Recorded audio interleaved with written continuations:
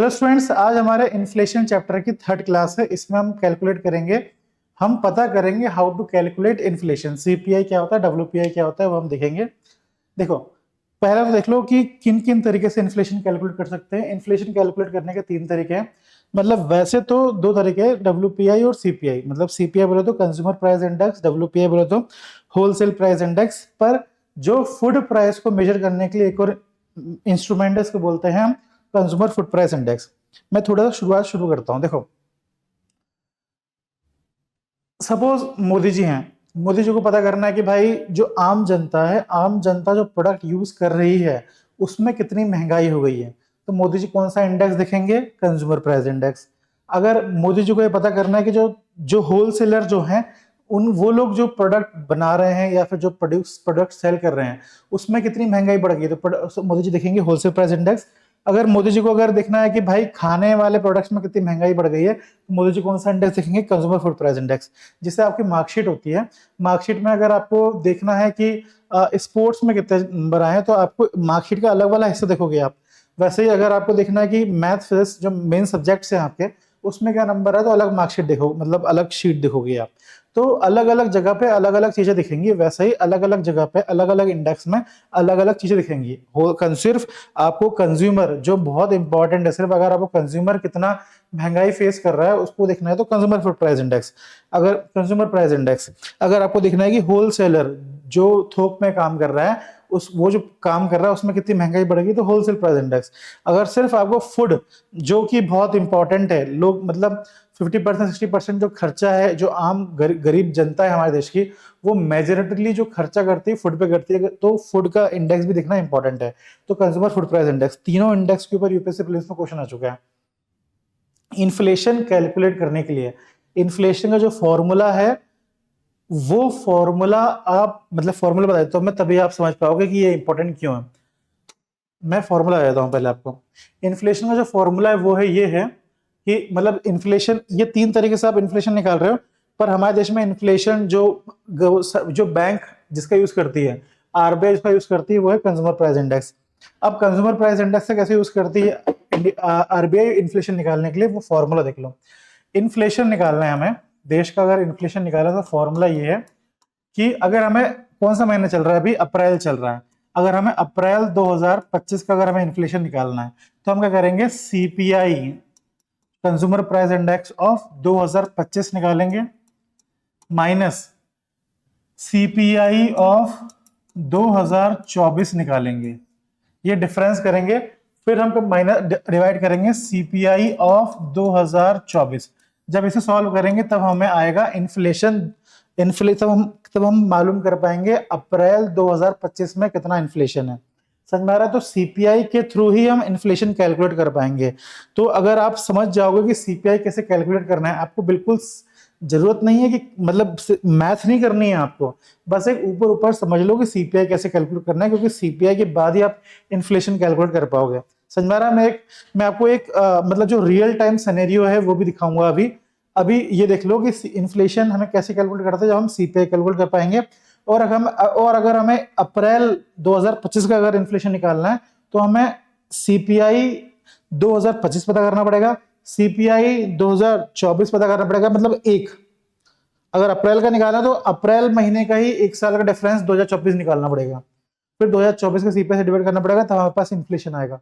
समझ रहे हो बात को? तो इसलिए सीपीआई इंपॉर्टेंट है और हम लोग सीपीआई का यूज करते हैं। हमारा जो आरबीआई है वो सीपीआई दिखता है, ठीक है, क्योंकि कंज्यूमर इंपॉर्टेंट है। ठीक है, तो अब आगे बढ़ते हैं। ये है चीज। इसके बाद इसमें कुछ जानने वाली बात है जिसमें क्वेश्चन आता है, कंज्यूमर प्राइस इंडेक्स कौन रिलीज करता है? NSO MoSPI. एनएस मॉस्पी मतलब ministry of statistics and programme implementation के अंदर एक बॉडी है, मतलब नेशनल स्टैटिस्टिक्स ऑफिस। थोड़ा अगर गलती हो सकती है तो माफ करना। ये ऑफिस है, ये ऑफिस करता है, इसके ऊपर काम करता है, कंज्यूमर प्राइस इंडेक्स को बनाता है। ठीक है, ministry of statistics and programme implementation. दूसरी इंपॉर्टेंट चीज है बेस ईयर। बेस ईयर क्या है? 2012। ठीक है, याद रखना। होलसेल प्राइस इंडेक्स कौन बनाता है? Ministry of the office of economic adviser and the department of industrial policy and promotion, ministry of commerce. ठीक है, department of DIPP, department of industrial policy and promotion, जो ये डिपार्टमेंट बनाता है, इसके अंदर ये किस मिनिस्ट्री के अंदर है? मिनिस्ट्री ऑफ कॉमर्स मिनिस्ट्री के अंदर है, ठीक है। इसका बेस ईयर क्या है? बेस ईयर 2011, ये याद रखिएगा। डब्ल्यूपीए का बेस ईयर क्या है? 2011। कौन बनाता है? मिनिस्ट्री ऑफ कॉमर्स बनाती है। और मिनिस्ट्री ऑफ कॉमर्स के अंदर डिपार्टमेंट कौन सा है? DIPP, department of industrial policy and promotion. इसको कौन बनाता है? Ministry of statistics and programme implementation. Base year क्या है? 2012। आपको बेस ईयर मैंने बताया था जीडीपी वाले चैप्टर में, बेस ईयर क्या होता है उसको देख लीजिएगा एक बार। फिर अगला है ये food price, consumer food price index. Consumer food price index NSO बनाता है और इसका बेस ईयर क्या है? 2012। मतलब जो सेम सीपीआई है ना, वैसे ही है, ठीक है। अब हम देखते हैं कि कैलकुलेट कैसे करना है। कैलकुलेट करने का एक ही फॉर्मूला, जिस फॉर्मूले के थ्रू आप क्या कर सकते हो? सीपीआई कैलकुलेट कर सकते हो। और फॉर्मूले का नाम है लास्ट पैरस फॉर्मूला। फॉर्मूला मतलब ये है, आपको इस डरना नहीं इस फॉर्मूला से, इसका कोई यूज नहीं है, कोई आपसे फॉर्मूला नहीं पूछेगा। बस मैं बता रहा हूँ कि सीपीआई कैसे कैलकुलेट करना है। अगर मैं आपको ऐसे ही बता दूंगा सीपीआई, तो फिर आप उसे समझ नहीं पाओगे। बस एक समझने के लिए, अंडरस्टैंडिंग के लिए हम ये कर रहे हैं। सीपीआई का फॉर्मूला है आर इंटू डब्ल्यू, डब्ल्यू माने weightage upon weightage into 100। Summation है ये। आर माने क्या होता है? Price in current year upon price in base year. R is the ratio of price in current year upon price in base year. W is the weightage of each commodity. मैं समझाता हूँ उसका मतलब क्या होता है। सपोज मुझे पता करना है कि 2012 से लेकर 2024 में जो प्रोडक्ट यूज कर रहा हूँ उसमें कितनी महंगाई बढ़ गई है। सपोज मुझे ये मेजर करना है कि 2012 में जो प्रोडक्ट मैं यूज करता था और वही जो प्रोडक्ट मैं 2024 में यूज कर रहा हूँ उनमें कितनी महंगाई बढ़ गई है। तो मैं क्या करूंगा? पहले अपने प्रोडक्ट लिखूंगा, जो फूड, क्लॉथ्स और शूज। मैं क्या करूंगा? अपने प्रोडक्ट लिखूंगा, फूड, क्लॉथ और शूज। 2012 में मैं कितने प्राइस देता था? फूड के लिए 50 रुपए, क्लॉथ के लिए कितना था? 60 रुपए, शूज के लिए कितना रुपए देता था? 200 रुपए। अब 2024 में कितने रुपए दे रहा हूँ? 70 रुपए, 90 रुपए, 500 रुपए। मतलब कितना प्राइस बढ़ गया ये हम देखने वाले हैं, ठीक है। अब तीसरा पॉइंट है वेटेज। वेटेज मतलब ये होता है कि कितनी इंपॉर्टेंस आप दे रहे हो हर चीज को। फूड का वेटेज क्या होगा? ज्यादा होगा। क्लॉथ हम साल भर में एक बार दो बार खरीदते हैं, खाना हम साल भर में हर दिन खरीदते हैं खाना, तो फूड का वेटेज क्या ज्यादा है? क्लॉथ का वेटेज और कम है। शूज हम साल में एक बार खरीदते हैं तो उसका वेटेज क्या हो गया? और कम हो गया। तो टोटल वेटेज हमारा क्या होगा? 60 हो गया। तो डब्ल्यू हमारा क्या हो गया? 60 हो गया। ये देखो फॉर्मूला है, डब्ल्यू डब्ल्यू हमारा क्या होगा? 60 हो गया। फिर हमें निकालना है आर। आर मतलब रेशो बिटवीन करंट ईयर का प्राइस अपॉन बेस ईयर का प्राइस। तो करंट ईयर का प्राइस अपॉन बेस ईयर का प्राइस करेंगे तो 70 अपॉन 50 करेंगे तो क्या आंसर आएगा? 7 एकम 7, 5 6 7, 7 पंजा 35, हाँ 7 चौको 28, ठीक है 1.4। वैसे क्या करेंगे हम? 90 को डिवाइड करेंगे 60 से तो हमारा ये आंसर आ जाएगा, और 500 को डिवाइड करेंगे हम 20 से तो हमारे पास क्या जाएगा? 2.5। तो हमने निकाला ये रेशो बोले तो ये, तो हमने आर निकाल लिया, डब्ल्यू निकाल लिया। अब हम ऊपर ही क्या कर लेते हैं? रेशो और वेटेज का ऊपर ही मल्टीप्लाई कर लेते हैं। तो रेशो 1.4 का मल्टीप्लाई करेंगे 45 से तो आंसर क्या आएगा? 63। 1.5 का 10 से मल्टीप्लाई करेंगे तो कितना आएगा? 15। 2.5 का 5 से मल्टीप्लाई करेंगे तो कितना आएगा? 12.5। और यहीं पर ही समेशन निकाल लेते हैं, आंसर क्या आएगा? 90.5। मतलब जो L is last part formula is equals to summation of R into W upon W। मतलब 90.5 डिवाइडेड बाय 60 इंटू 100, ठीक है। जब इसे हम सॉल्व करेंगे तो हमारे पास जो भी आंसर आएगा वो क्या आएगा? सीपीआई आएगा। हमारे पास क्या आएगा? सीपीआई। मतलब इस इतना क्या हो गया? सीपीआई इंक्रीज हो गया है मेरा इतने ईयर में, ठीक है। तो ये वाली बात है। तो इस तरीके से मैंने क्या करा? सीपीआई कैलकुलेट करा। अब मैं आगे आपको रियल टाइम सिनेरियो पे लेके जाता हूँ। रियल टाइम सिनेरियो में इसको समझाता हूँ, ये चीज मैं क्या समझाने की कोशिश कर रहा हूँ। रियल टाइम अगर वो, तो जो मैंने अभी चार्ट दिखाया था आपको, उस चार्ट में वो मेरा था, मैं कौन कौन से प्रोडक्ट यूज करता हूँ। इधर देखिए, ये जो बता रहा था मैं कौन कौन से प्रोडक्ट यूज करता हूँ, मेरा वो था। मेरा बेस ईयर में कितना प्राइस का था, मेरे करंट अफेयर में क्या प्राइस है, मैंने क्या वेटेज दिया है। पर जब हम सीपीआई कैलकुलेट करेंगे तो सीपीआई गवर्नमेंट पूरे जनता का कैलकुलेट करेगी। तो जनता क्या, गवर्नमेंट क्या करेगी? वो चीजें प्रोडक्ट में रखेंगी जो चीजें क्या होती है जनता के लिए इंपॉर्टेंट होती है। तो गवर्नमेंट क्या करेगी? एक लिस्ट बनाएगी कि सीपीआई में हम कौन कौन से इंग्रेडिएंट को कैलकुलेट करेंगे। तो उसकी सरकार क्या बनाएगी? एक लिस्ट बनाएगी। जैसे food and beverage, services, household, fuel and lighting, clothes, personal care, household goods, masala masala, tobacco, ingredient, इन सबकी लिस्ट बनाएगी। सरकार को ऐसा लगता है कि आम जनता ये सारे गुड्स एंड सर्विसेज यूज करती है, इस सरकार क्या करेगी? सीपीआई के लिए ये। और जो भी बेस ईयर है, सरकार को भी सीपीआई कैलकुलेट करना है, तो सरकार भी क्या करेगी? एक बेस ईयर लेगी, एक करंट ईयर लेगी और कुछ वेटेज देगी। तो वेटेज सरकार ने क्या दिया है, फूड एंड बेवरेज को ज्यादा वेटेज दिया है, उसका सर्विस को 20% दिया है, फ्यूल को कितना परसेंट दिया है, 110 वेटेज दिया, क्लॉथिंग को 6 दिया है। तो सरकार ने, जैसे मैंने वेटेज दिया था, जैसे मैंने अपने कैलकुलेशन के लिए वेटेज दिया था, वैसे क्या करा है सरकार ने भी कैलकुलेशन के लिए क्या दिया हुआ, वेटेज दिया हुआ अलग अलग। जैसे मैंने लिस्ट बनाई थी अपने प्रोडक्ट्स की, वैसे क्या करा है सरकार ने भी क्या बनाई है, लिस्ट बनाई है। तो consumer price index, consumer price index कैसे कैलकुलेट होता है, इस ही इंडेक्स के बेसिस में क्या करती है गवर्नमेंट सीपीआई कैलकुलेट करती है। सीपीआई कैसे कैलकुलेट करेगी, अब फॉर्मूला फिर से लगाओ, समेशन ऑफ, इस इंडेक्स में फॉर्मूला लगा देंगे हम, इस इंडेक्स में फॉर्मूला कैसे लगाएंगे, summation of R into W upon weight, summation of weightage into 100। ठीक है, तो जब हम इस वाले टेबल को यूज करके ये वाला फॉर्मूला लगाएंगे तो हमारे पास क्या आ जाएगा, देश का जो सीपीआई है वो आ जाएगा। समझ रहे हो बात को, तो ये है। अब अगर हमें डब्ल्यूपीआई निकालना है, डब्ल्यूपीआई और सीपीआई में अंतर क्या है, सीपीआई का जो इंडेक्स है वो अलग है और सीपीआई का जो इंडेक्स है वो क्या है, अलग है। तो अगर हमें डब्ल्यूपीआई निकालना है तो सेम फॉर्मूला है, समेशन, लास्ट पार्ट फॉर्मूला लगाएंगे सेम फिर से, summation of R into W, मतलब रेशो इंटू वेटेज का ratio into summation of weightage into 100। मतलब दोनों को कैलकुलेट करने का फॉर्मूला क्या है, सेम ही है, पर जो इंग्रेडिएंट है वो क्या है, अलग अलग है। मतलब जो इंडेक्स है वो क्या है, अलग अलग है। देखो मेरे परसेंटेज और आप मेरे दोस्त के परसेंटेज, दोनों के परसेंटेज निकालने का फॉर्मूला क्या रहेगा, सेम रहेगा।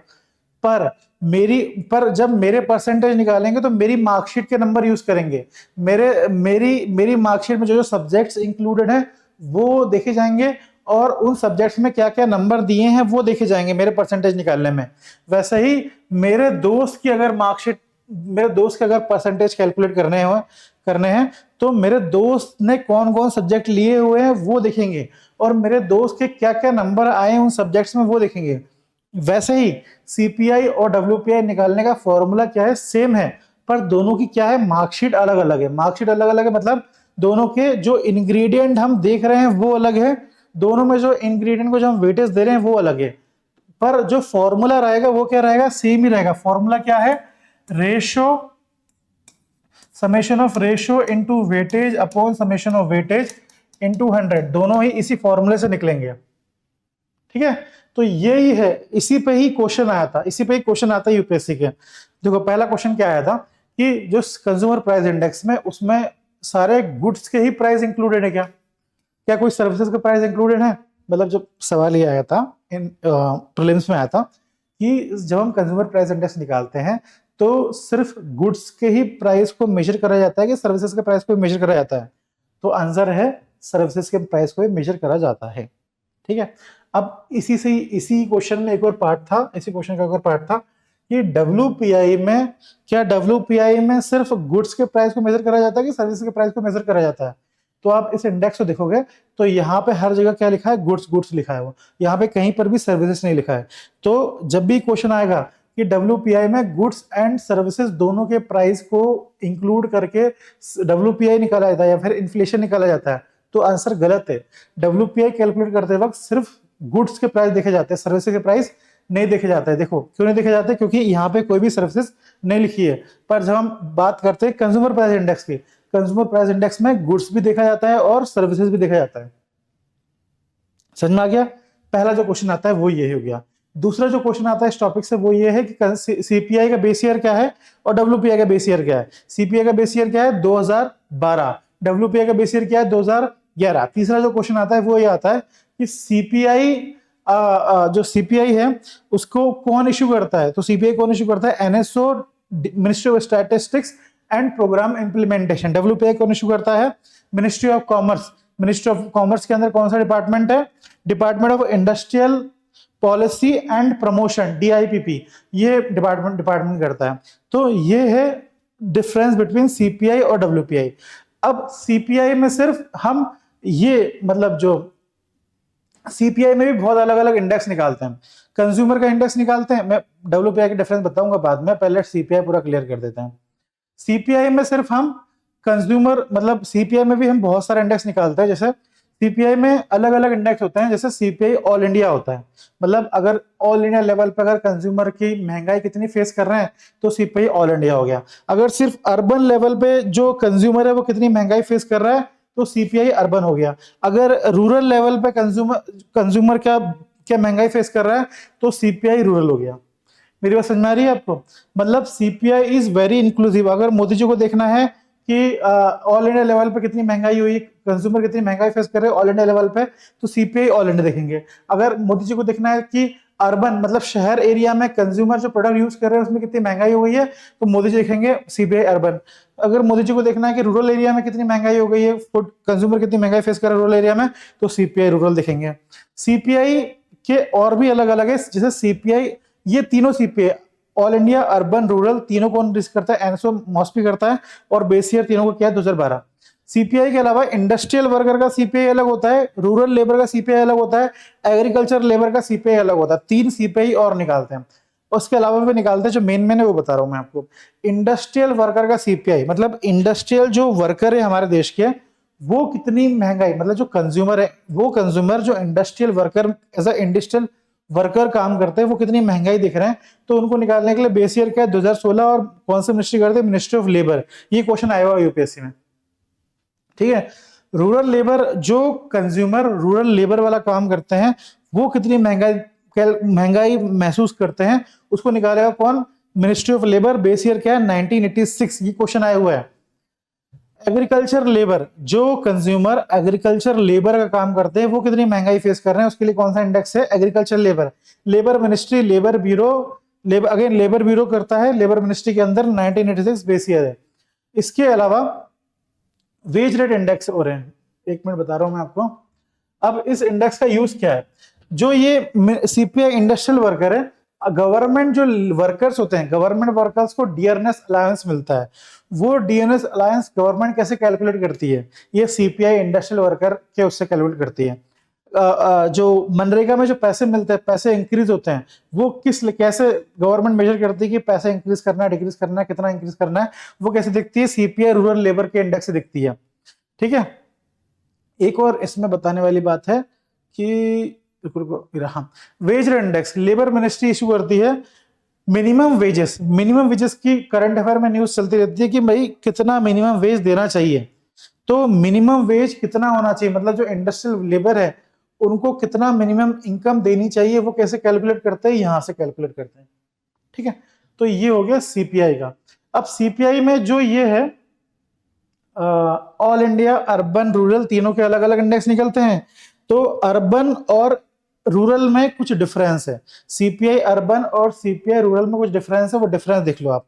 सीपीआई अर्बन में क्या होता है कि हाउसिंग में एक्सपेंडिचर होता है, मतलब शहर में घरों के ऊपर बहुत खर्चा करा जाता है, लोग बहुत ज्यादा पैसा अपना किराए, एज अ किराए के मकान में रहते हैं लोग, तो एज अ किराया बहुत सारा पैसा दे देते हैं। पर रूरल एरिया में हाउस होल्ड में खर्चा कम होता है, तो जो वेटेज है रूरल एरिया में हाउस होल्ड में, वो वेटेज क्या है, बहुत कम है, 0 वेटेज है। अर्बन एरिया में ज्यादा वेटेज है। दूसरा है फूड, ये अपन ने देखा है, ये कंज्यूमर प्राइस इंडेक्स, हाँ देखो फूड एंड बेवरेज है। अर्बन एरिया में फूड एंड बेवरेज पे कम खर्चा होता है क्योंकि वो लोग डाइट वाइट ये सब काम करते रहते हैं, तो मतलब ज्यादा काम भी नहीं करते अर्बन एरिया में, तो वेटेज कम है। पर रूरल एरिया का जो फूड का वेटेज है वो क्या है, ज्यादा है, क्योंकि जो रूरल एरिया है वो बहुत ज्यादा खाने पे ध्यान देती है, तो उनका जो वेटेज है फूड का वेटेज वो ज्यादा है। तीसरा है क्लॉथ एंड फुटवेयर, गांव में रूरल एरिया में फुट एंड जो क्लॉथ और फुटवेयर पे ज्यादा खर्चा नहीं होता है, जबकि शहर में बहुत ज्यादा खर्चा होता है जूतों चप्पलों पे और कपड़ों पे। तो जो वेटेज है, वेटेज का डिफरेंस है रूरल और अर्बन में, ठीक है। तो लगभग हमने ये देख लिया कंज्यूमर के अंदर जितना भी था वो हमने देख लिया, ऑल इंडिया देख लिया, अर्बन देख लिया, रूरल देख लिया, इंडस्ट्रियल वर्कर देख लिया, रूरल वर्कर देख लिया, लेबर देख लिया, एग्रीकल्चर लेबर देख लिया, और वेज रेट इंडेक्स देख लिया, चारों देख लिया। अब आते हैं अपन कहाँ पे, होलसेल पे आते हैं।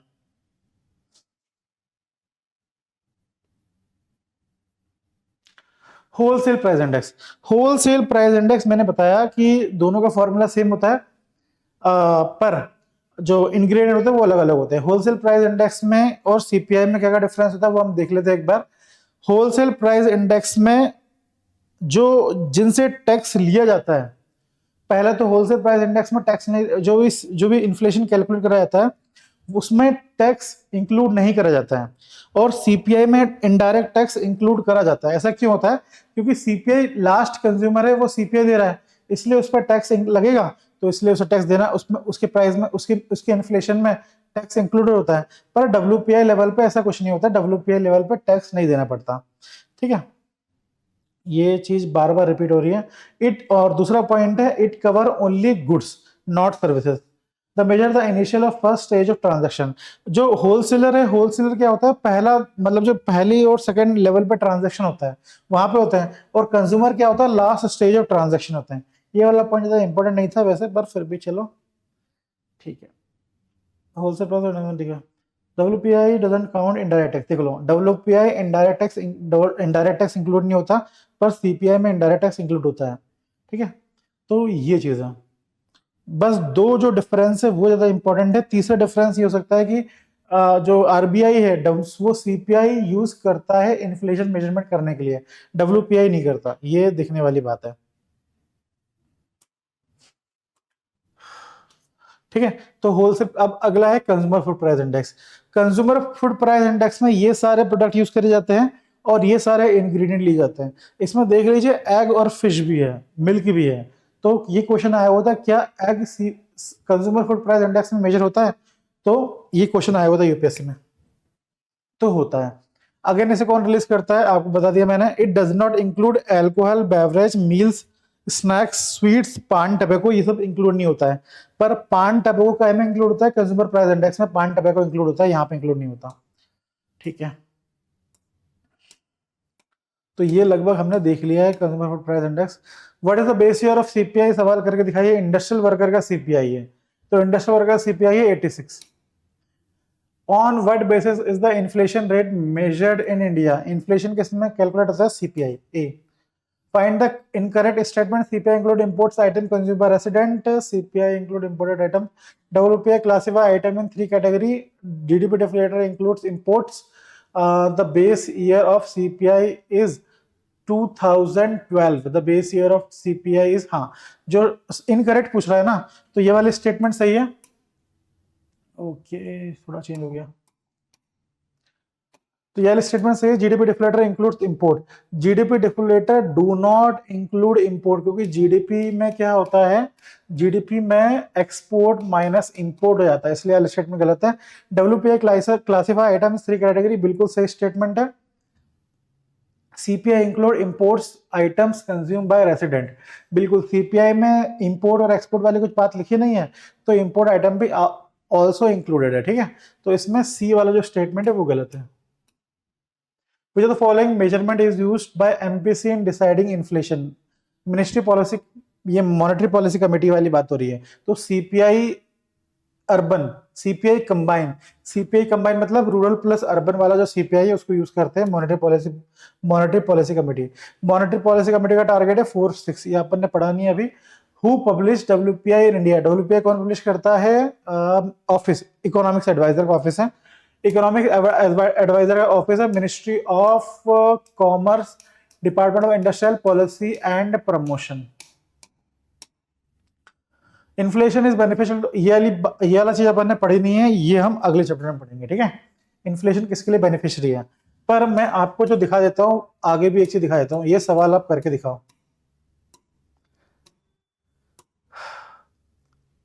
देखो, इन्फ्लेशन का फॉर्मूला ये है, सीपीआई x+1, x+1 मतलब x मतलब मान लेते हैं 2024, x मान लेते हैं 2024, x+1 क्या हो जाएगा 2025। ठीक है, और अगर अप्रैल का महीने का निकाल रहे हैं, अप्रैल 2024 और अप्रैल, इसी को ही बोलते हैं हम पॉइंट टू पॉइंट लेवल पे इन्फ्लेशन कैलकुलेट करना। ठीक है, इसे ही बोलते हैं। अगर आपने पढ़ा होगा इन्फ्लेशन चैप्टर तो मालूम होगा। अब मैं आपको दिखाता हूँ इन्फ्लेशन, ये गवर्नमेंट का डेटा है। अब मार्च 2023 का डेटा है, ये मार्च 2023 का डेटा है, ये मार्च 2024 का डेटा है। मार्च 2024 का सीपीआई देख लो, कंबाइन ये है, और मार्च 2023 का सीपीआई क्या है, ये है। अब आपका होमवर्क ये है कि आपको सीपीआई कैलकुलेट करना है। कैसे कैलकुलेट करोगे? 185 माइनस 1.8 माइनस 177.2 अपॉन 177.2, उसको डिवाइड करके लाना, और 100 से भी इंटू करना है क्या? हाँ 100 से भी इंटू करना है। तो ये सॉल्व करके लाना, तुम्हारा आंसर क्या होना चाहिए? आंसर क्या होना चाहिए इसका? आंसर होना चाहिए ये 4 आना चाहिए आंसर। ठीक है, चलो इस होमवर्क करके लाना और थैंक यू।